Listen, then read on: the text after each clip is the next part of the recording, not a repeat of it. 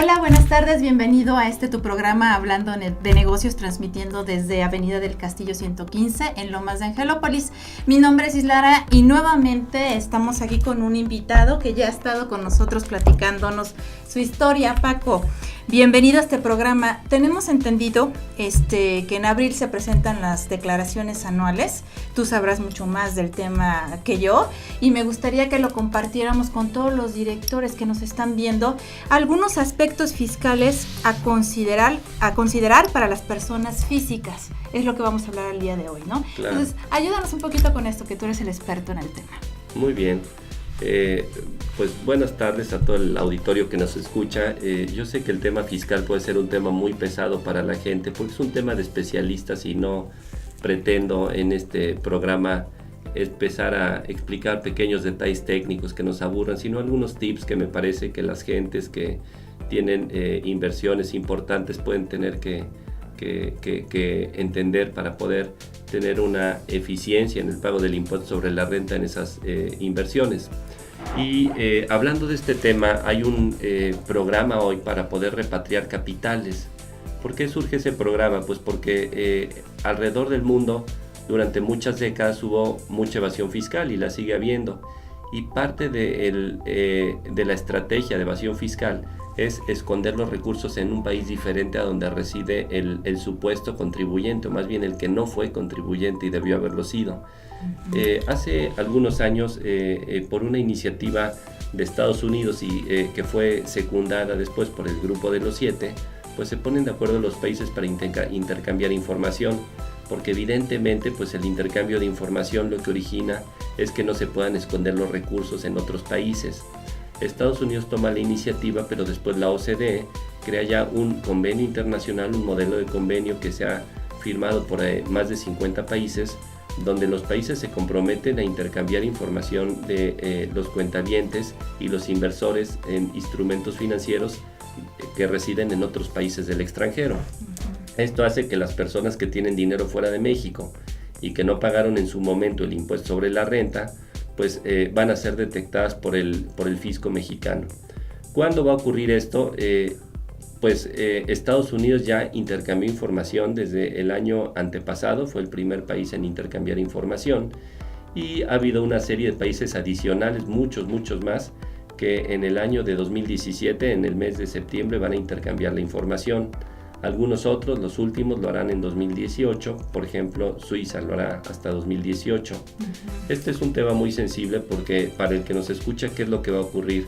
Básicamente que si alguien tiene su dinero en el extranjero, el banco extranjero le va a reportar al gobierno extranjero el nombre, el saldo, los rendimientos y cualquier otra estructura que exista en el banco como un fideicomiso a nombre de algún residente fiscal en México, y el gobierno extranjero con esa información la va a intercambiar con el gobierno mexicano. Por otro lado, el gobierno mexicano hará lo mismo con todos los cuentavientes en bancos e instituciones financieras mexicanos que residen en el extranjero. De forma tal que para este y para el año siguiente el gobierno mexicano conocerá prácticamente los nombres y los saldos de todas las personas que tienen su dinero fuera de México. ¡Qué miedo, Dios mío! Es de miedo para muchos. Porque, sí, seguro, para los que están escuchando del otro lado, ¿no? Sí, pero antes de que el auditorio o parte del auditorio que esté en esta situación, sí, pues empiece a fatalizar y a ponerse muy nervioso, claro, pues justamente ahorita vamos a platicar qué es lo que se puede hacer. Y evidentemente si alguien tiene su dinero en el extranjero y pagó en su oportunidad el impuesto sobre la renta, pues no tiene de qué preocuparse. Uno puede tener el dinero en el lugar del mundo donde uno decida tenerlo. Pero aquel que tiene el dinero en el extranjero y no pagó el impuesto sobre la renta, pues tendría dos caminos el día de hoy. El primero, pues simplemente hacer una declaración del ejercicio en el cual obtuvo el recurso y no pagó el impuesto, o acogerse al decreto que se publicó en enero de este año. ¿Qué es lo que nos dice el decreto? Que el gobierno mexicano permite que los recursos que tengan las personas físicas o morales en países extranjeros puedan pagar un impuesto sobre la renta del 8%, y con esto estos recursos quedarán o se considerará que cumplieron con sus obligaciones fiscales. O sea, con eso ya puede haber una parte de tranquilidad para ellos, ¿no? Con eso pueden estar seguros que el gobierno mexicano ya no tendrá la posibilidad de cobrarles el impuesto sobre la renta. Uno dirá, ¿el 8 es mucho o es poco? La respuesta es muy rápida, es muy poco. ¿Por qué? Porque si el recurso hubiera sido obtenido por una persona física como una actividad, por ejemplo, empresarial, por haber vendido algo, por haber fabricado y comercializado cosas, o por servicios, o por cualquier otra actividad comercial o que implique un esfuerzo humano de servicios, pues estos recursos podrían haber pagado hasta el 35% de impuesto sobre la renta. Wow. Podrían haber pagado también el 16% de impuesto al valor agregado. Entonces llevaríamos un 51% del monto de los recursos que no pagaron impuestos. Y si esto fuera detectado por el gobierno mexicano, las multas pues pueden ir desde las más bajas, desde el 20% del monto del impuesto que no se pagó, hasta en algunos casos el 75%, depende un poco en qué momento se pague el impuesto emitido durante un acto de auditoría o de fiscalización del gobierno. De forma tal pues que el 8% bajo este panorama que ahorita acabo de mencionar, pues es muy barato. Claro. ¿Por qué el 8? Algunas personas recordarán, sobre todo los que tenemos más años, que ha habido otros decretos de repatriación cuando estaba en el gobierno Vicente Fox, cuando estaba el mismo Ernesto Zedillo, Felipe Calderón, y en esos decretos la tasa de pago empezó en el 1%, después fue 2%, después me parece que fue 4%, entonces a la luz de esos decretos parece que el 8 es mucho, pero a la luz de lo que el contribuyente en su momento debió haber pagado de impuesto, pues este 8 es muy barato. Claro. ¿Hay que aprovechar el decreto o no? Yo sí quiero decir que no considero que vaya a haber un decreto nuevo. En el pasado los países, no solo México, Brasil, Argentina, emitían estos decretos porque era la única herramienta para poder recibir recursos del extranjero, para que repatriaran recursos todos los que habían evitado el pago del impuesto sobre la renta. Uh-huh. Hoy ya el gobierno y los gobiernos del mundo tienen herramientas para tener la información. Hoy ya no es para convencer al contribuyente de que pague. Hoy los gobiernos de 50 y tantos países van a conocer los nombres y los saldos bancarios de las personas que tienen dinero afuera. Uh-huh. Y este decreto es la última facilidad para que alguien se pueda regularizar sin que le signifique mucho. ¿Qué va a pasar con el que no tome el decreto? Que puede ser casi confiscado todo su dinero. Y digo confiscado, no es la palabra, ¿no? Pero para que quede claro que puede perder alguien todo el dinero que se tenga en el extranjero en manos del fisco, a la luz de pagar el 35% de ISR, el 16% de IVA, los recargos al 1.13% por mes, la inflación del periodo omitido, las multas, pues prácticamente se puede ir el dinero, pero peor que eso, el dejar de pagar los impuestos bajo muchísimas modalidades se convierte en un delito de defraudación fiscal. Claro. Entonces, incluso el contribuyente podría perder no solo su dinero, sino posiblemente también su libertad. Fíjate qué delicado, ¿no? Uh-huh. Y este decreto además tiene una vigencia, no va a estar por mucho tiempo, acaba en julio de este mismo año. Sí. Ya el gobierno dio a conocer el decreto desde enero, y aquí el tema del decreto es el siguiente: lo que busca el gobierno no solo es recuperar los impuestos o una parte de los impuestos que no se pagaron, sino que se ingresen al país dinero o recursos que se tienen en el extranjero. Precisamente la condición para poder pagar al 8% es que el recurso se repatrie, es decir, que deje de estar en el sistema financiero internacional para ingresar al sistema financiero mexicano. Y más allá, está prohibido ingresar el dinero repatriado al sistema financiero mexicano, pero invertirlo en instrumentos financieros extranjeros. Por ejemplo, no se puede traer dinero de Estados Unidos, invertirlo en la Bolsa Mexicana de Valores adquiriendo acciones de una empresa extranjera. Uh-huh. Hay que recordar que la Bolsa de Valores tiene un sistema que se llama Sistema Internacional de Cotizaciones, el SIC. Para el que invierta en la bolsa puede ser que esté familiarizado, donde a través de él se pueden adquirir acciones de empresas de cualquier lugar del mundo. Pues no se podrán, para el dinero que se repatrie durante un plazo de 2 años, adquirir acciones o títulos de deuda de empresas de otros países. Fíjate nada más que interesante. Entonces seguramente ahorita el que está escuchando más vale, lo que quiero como que recalcar, que esta es una oportunidad, ¿no? Que más vale que lo tomes. Entonces vamos a un corte, quiero que nos siga comentando Paco, porque es información sumamente valiosa y que más vale la pena que nos acerquemos a un experto como él está en Crestón BSG. Vamos a un corte y regresamos para que nos siga comentando.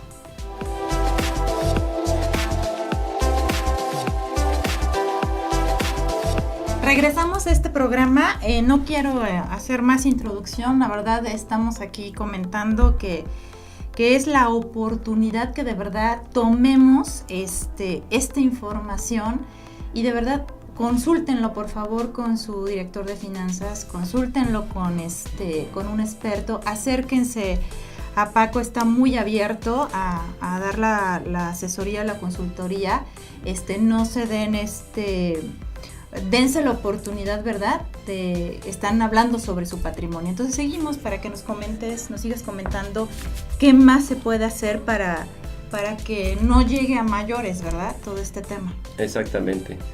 Mencionamos que es una obligación para poder tomar el pago del 8% del recurso repatriado, justamente que se repatrie. Repatriar significa invertirlo en algunos conceptos que el propio fisco a través del decreto permite. ¿Cuáles son esos conceptos? Son conceptos muy evidentes para fomentar el desarrollo económico nacional. Por ejemplo, inversiones en activos fijos, inversiones en terrenos y construcciones, inversiones en instrumentos financieros solamente de emisores mexicanos, inversiones en desarrollo de tecnología y por ahí algunos se me va, es pago de adeudos de algunos de los conceptos que acabamos de mencionar también se permite. Se permite también usar evidentemente parte del propio impuesto para pagar el 8% que se debe de pagar. Y aquí yo sugiero a aquellos que estén en este supuesto que sean cuidadosos en la mecánica de hacer esta repatriación, porque estas reglas que traen el decreto y posteriormente se han ido adicionando reglas fuera del decreto a través de lo que la autoridad publica cada año, que es la resolución miscelánea, nos establecen algunos detalles técnicos que no es el objetivo desde luego pues abordar en este programa, pero que si los detalles técnicos no se cumplen, entonces se considera que el contribuyente está fuera del decreto y por tanto le exigirá a la autoridad los impuestos correspondientes. Es decir, en lugar del 8 que pagó, la autoridad le dirá, pues págame el 35 y me pagas los recargos y las multas, etcétera, ¿no? Algunas ideas, por ejemplo, de detalles técnicos que los contribuyentes deben de cuidar es avisar a más tardar el 31 de diciembre de este año 2017 en qué se invirtieron los recursos. No basta que se inviertan al momento de repatriarlos, hay que avisarle al gobierno y deben de estar durante 2 años en las inversiones permitidas. ¿Qué pasa si alguien lo trae, por ejemplo, y lo invierte durante 1 año y medio en instrumentos financieros mexicanos de cualquier empresa, por ejemplo, obligaciones de una empresa pública que cotiza en la Bolsa Mexicana de Valores, y al año y medio necesita el dinero y vende esas obligaciones, pues que no cumplió con los requisitos del decreto y le podrá ser exigido el pago del impuesto completo? Evidentemente el fisco conocerá quién aprovechó el decreto de repatriación y seguramente estará monitoreando que cumplan con los requisitos que el propio decreto establece. Sí. Algo que está permitido es cambiar la modalidad en que se invierte el dinero. Por ejemplo, alguien puede repatriar el dinero para traerlo a una cuenta bancaria donde se invierta en instrumentos financieros y al año cambiar la inversión a un terreno, que lo permite también el decreto. En ese caso, el contribuyente tiene un plazo de 30 días para avisar al gobierno, al fisco, que se hizo el cambio de la inversión. Si se le olvida o no presenta en el plazo el aviso, pues se considera, por ejemplo, que está fuera del decreto.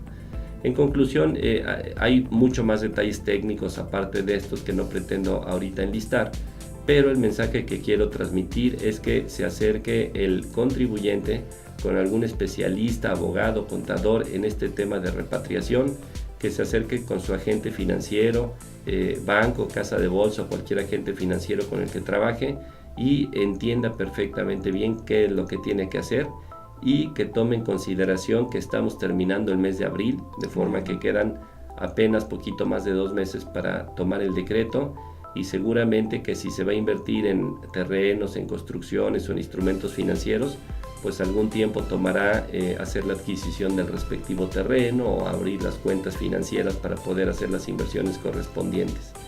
Entonces, bueno, pues este tema, traemos otros temas a comentar ahorita que se vence la declaración de las personas físicas, pero este tema me parece que es medular. Sí, claro, es fundamental porque, pues sí, seguramente muchos están en ese caso.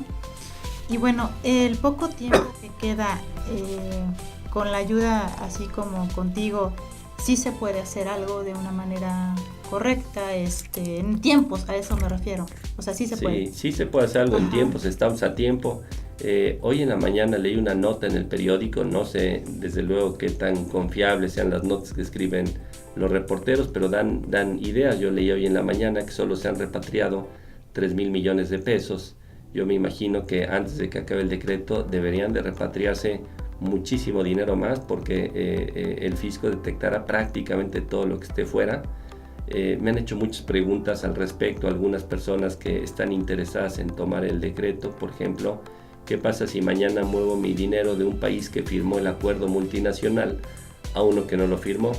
Pues primero, este decreto se refiere a saldos al 31 de diciembre de 2016 y el decreto sale en febrero de 2017. De forma que el gobierno mexicano tendrá la información que otorgarán los demás países firmantes del convenio a diciembre de 2016 de saldos y nombres de los cuentavientes. Mover el dinero ahorita en abril del 2017 pues sería ocioso, porque de cualquier forma el gobierno mexicano tendrá la información y cobrará el impuesto correspondiente. Por otro lado, los países que no firmaron este convenio, aunque son en el mundo entre 190 y 200 países, y solamente se ha firmado por 50 y tantos, pues prácticamente todas las economías importantes del mundo lo firmaron. Es decir, Francia, Alemania, España, China, Italia, India, México, Perú, Argentina, Brasil, ¿no? Cualquiera que quiera ir fuera de los 50 y tantos países, pues tendría que pensar en algunos países que tienen una posible inestabilidad política, ausencia de reglas del juego. Entonces, pues yo no sé si los recursos estarían seguros en aquellos países, ¿no? Claro. Es todo un tema a considerar por el que tiene dinero en el extranjero. El mensaje es: el gobierno mexicano tendrá los datos, algunos ya los tiene, algunos los tendrá, que ahora el gobierno mexicano seguramente enviará requerimientos o invitaciones de pago y dará un plazo a los contribuyentes para liquidar los adeudos que tengan. Seguramente el gobierno mexicano está ahora esperando que termine el plazo del decreto para iniciar pues esta campaña de vamos a llamarle de cacería de aquellos que tienen el dinero fuera de México, y pues la recomendación es que se tome en cuenta esto.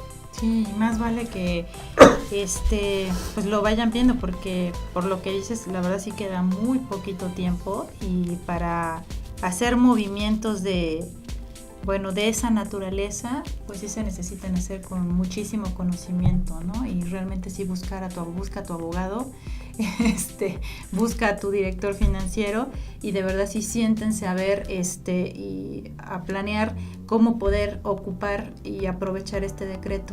Es mucho mejor, por lo que veo el consejo que nos estás dando, que lo lleven a cabo.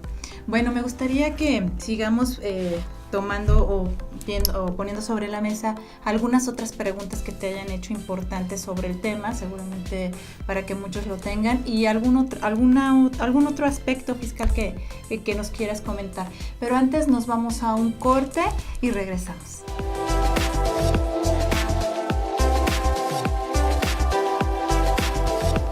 Bueno, regresamos a este tercer y último bloque. La verdad estamos aquí haciendo varios comentarios fuera de cámara. Y qué tema, la verdad quisiéramos dedicarle mucho más tiempo, más de media hora. Este tema abarcará mucho más. Pero bueno, ya Paco al final nos dirá dónde lo podemos localizar. Nos dejarás tu correo electrónico, tus redes sociales, donde podamos localizarte, teléfono y todo, para que quien quiera que necesite apoyo sobre este tema, pues con muchísimo gusto en Creston BCG nos podrán ayudar, ¿no? Y seguimos comentando, Paco, porque traes temas otros temas más, ¿no? Sí, temas vinculados finalmente con la administración fiscal patrimonial de las personas físicas. Y justamente un tema que va muy relacionado para nuestros radioescuchas es qué pasa si yo tengo dinero en el extranjero, pero sí es dinero que pagó sus impuestos, porque en esta primera parte del programa hemos hablado de dinero que se fue al extranjero y que no pagó el impuesto y entonces tiene que ser repatriado y se tiene que pagar el 8% si se quieren evitar problemas. Aquel que tiene dinero en el extranjero que sí pagó originalmente el impuesto sobre la renta, pues no va a tener problemas. Si el fisco mexicano lo llama y le dice que de dónde sacó el dinero, pues aquel individuo que esté en esa circunstancia exhibirá la declaración donde pagó el impuesto y no tendrá ningún problema. Ahora, ¿qué es lo que ocurre con este dinero que sí pagó impuesto y que está en el extranjero? Pues que genera normalmente rendimientos en el extranjero, y esos rendimientos son sujetos del pago del impuesto sobre la renta aquí en México, cosa que muchas veces los inversionistas mexicanos en el extranjero no conocen. En la lógica de los individuos muchas veces es, ya pagó el dinero, el impuesto en Estados Unidos, que es donde tengo el dinero, o en Suiza, o en Alemania, o en cualquier país extranjero, ¿por qué tendría que volver a pagar el impuesto en México? Bueno, aquí tenemos que entender que un principio de tributación en casi todos los países del mundo, desde luego en México opera, es que todos los que residimos aquí para efectos fiscales, tenemos que pagar los impuestos por los ingresos que obtengamos tanto dentro de México como fuera de México. Y uno dirá, pero además se pagan impuestos en los países extranjeros. ¿Qué es lo que ocurre? Hay un doble pago. Justamente por eso México tiene firmados tratados para evitar la doble tributación, tiene firmados más de 50, y lo que se evita es que haya un pago excesivo en el extranjero que haga carísimo pagar el impuesto total de los rendimientos de las inversiones extranjeras. Además, la propia ley del impuesto sobre la renta permite disminuir o acreditar el impuesto que se paga en el extranjero, de forma que no se paga doble, pero sí se tiene que declarar. Voy a decir un ejemplo sencillo. Si alguien ganó $1,000,000 de pesos de intereses en el extranjero, en dólares o en la moneda equivalente, y ya pagó el 20% de impuestos sobre ese rendimiento en el extranjero, lo que tendría que hacer aquí es calcular el impuesto mexicano, donde supongamos que le toca pagar el 27% y acredita el 20% que ya pagó en el país extranjero y solamente paga el 7% adicional. Pero tiene que probar a la autoridad fiscal que verdaderamente se hizo un pago del impuesto en el extranjero y que verdaderamente el individuo no está evadiendo sus obligaciones fiscales. ¿Cómo se paga el impuesto del ingreso por rendimientos, por intereses que se tiene? Bueno, si el rendimiento es por inversiones en México, casi todos los que tienen tiempo invirtiendo sabrán que el banco o la institución financiera les hace una retención. Y además una retención curiosa, porque no es sobre el interés ganado, es una proporción, es un porcentaje sobre la inversión, sobre el capital, que es del 0.58%. Obviamente, si el interés es del 3%, pues el 0.58% es un poco más de una sexta parte del interés que se ha ganado. Otro de los temas es que este pago del 0.58 sobre la inversión, pues es un pago provisional a cuenta del impuesto definitivo. El impuesto definitivo se calcula por la propia persona física ahora en la declaración anual que se presenta en abril, y este impuesto es sobre el interés real, no sobre el interés que ganó. ¿Cuál es la diferencia entre el interés ganado y el interés real? Que se resta al interés ganado el efecto que tiene la inflación o el desgaste que provoca la inflación en el capital invertido. Por ejemplo, si la inflación es 4% y el interés ganado es 4.5% sobre la inversión, pues el interés que paga impuesto sobre la renta solo es el 0.5%, el interés verdaderamente ganado. Los bancos, al retener sobre el capital el 0.58, pues podrían estar reteniendo incluso más del interés ganado, y hay una norma jurídica en el reglamento de la ley del impuesto sobre la renta que permite que los bancos no retengan más allá del interés ganado. Pero sí puede ser bastante común que la retención del impuesto equivalga a todo el interés verdaderamente ganado por los inversionistas, dado que en los últimos años la tasa de interés ha sido muy baja. Este pago que retienen los bancos o las casas de bolsa o las instituciones financieras es acreditable por la persona física en la declaración anual. Hay muchas posibilidades de que no haya un impuesto adicional a pagar. Y lo mismo ocurre cuando el capital se tiene invertido en el extranjero. las leyes extranjeras prevén que haya retenciones del impuesto. Los tratados internacionales fiscales que ha firmado México puede que limiten el monto que se pague de impuesto en el extranjero, pero lo que sí se pague, porque los tratados no lo prohíban, pues se puede acreditar contra el impuesto que las personas físicas, ahora en el mes de abril, van a pagar en su declaración anual. Así es como funciona el tema de los intereses. Y un detalle importante es que se considera interés también la ganancia cambiaria. Muchas veces el interés es poco importante, pero con los movimientos que hemos observado en el peso mexicano con relación a otras monedas, en particular al dólar, puede ser que donde esté el verdadero rendimiento sea en la ganancia cambiaria, y tiene que saber el inversor que esta también está gravada por la ley del impuesto sobre la renta, aun cuando esa ganancia cambiaria no se haya realizado.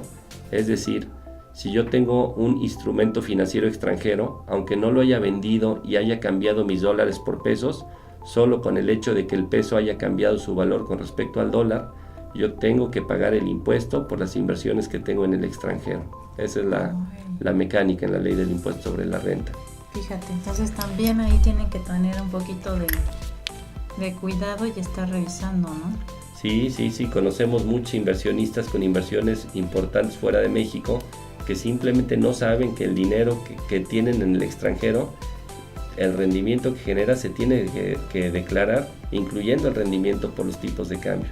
Fíjate. Pues mucho ojo a las personas que nos escuchan en asesorarse y verificar que estén presentando correctamente los ingresos por intereses en su declaración anual. Claro, nada más es por decir quiero invertir en Europa o quiero invertir, o sea, también debes de fijarse en todo este proceso, ¿no? Sí. O sea, tú lo que recomiendas es que antes de que vayan a invertir en otros países, es que también lo hagan de una manera, o sea, ya asesorados como alguien como tú, ¿no? Exactamente. Uh-huh. Es importante asesorarse. Te voy a poner un ejemplo muy práctico. Sí. Hay gente que compra acciones en la Bolsa Mexicana de Valores y acciones en la Bolsa de Valores de otro país. Resulta que los rendimientos que se ganan en México por la compra y venta de las acciones tiene un tratamiento fiscal diferente al que se obtiene en el extranjero por la mismita operación. ¿Por qué? Porque la ley distingue entre las compras en el mercado de valores mexicano y las compras extranjeras para efectos del impuesto sobre la renta. Entonces a veces no solamente hay que evaluar, y no a veces, siempre, no solo hay que evaluar la diferencia en rendimientos en los diferentes mercados, sino la diferencia también en la tasa de impuesto sobre la renta que se va a pagar, que desde luego influye en el rendimiento final de las inversiones. Claro. Paco, y la verdad pues yo sé que seguramente ha de haber muchísimos temas más, o muchos más aspectos fiscales a considerar, pero bueno, desafortunadamente el tiempo en el programa se nos acabó, pero podemos encontrarte, ¿verdad? ¿Dónde te podemos encontrar? Claro, con mucho gusto. Nosotros estamos aquí en la ciudad de Puebla en una empresa de consultoría que se llama Creston BSG. Mi correo es fbracamonte@crestonbsg.com.mx. El teléfono de Creston es 893-7610 y desde luego podemos asesorarlo en estos y otros temas de naturaleza fiscal. Muy bien, Paco. Y pues bueno, se nos acabó el programa. Quisiéramos tocar mucho más temas porque seguramente hay muchos que todavía quedaron ahí pendientes por tratar, pero acérquense a Creston BSG. Paco va a estar siempre ahí apoyando, ¿verdad? Y dando la asesoría a quien lo necesite. Es tiempo, consideremos, me gustaría recalcar que estamos en abril y tenemos ¿cuánto tiempo, Paco? Pues nos quedan unos pocos días, ¿no? Y si sí. No está mal mi reloj, el 21 de abril. Entonces, nos quedan 9. Sí me gustaría como que dejar al final del programa que nos quedan unos días. Entonces, por favor, comuníquense con nosotros para que esto se haga de la mejor manera. Y bueno, nos vemos en el siguiente programa hablando de otro tema del mundo de los negocios. Mi nombre es Islara. Hasta la próxima.